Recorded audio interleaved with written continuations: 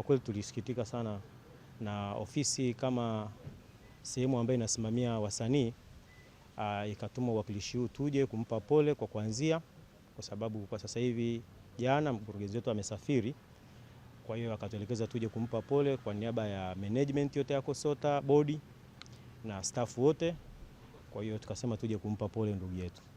Kwa hiyo ndio hilo tu lilotuleta hapa, na kumtia moyo kwamba majanga ni sehemu ya dunia, yametokea lakini hatuna namna, lakini lazima tufarijiane kwa yanayotokea katika ulimwengu huu, na tunaamini kwamba Mungu atasaidia tena, atarudi kwenye hali ya kawaida. Na bahati nzuri ni mtu mwenye kipaji.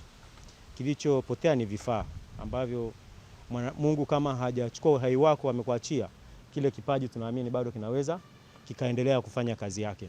Kwa hiyo tunaamini Barnaba atanyanyuka tena, atapata vifaa, atapata studio, na kazi ya sanaa na kazi ya kuendelea kile kipaji itaendelea.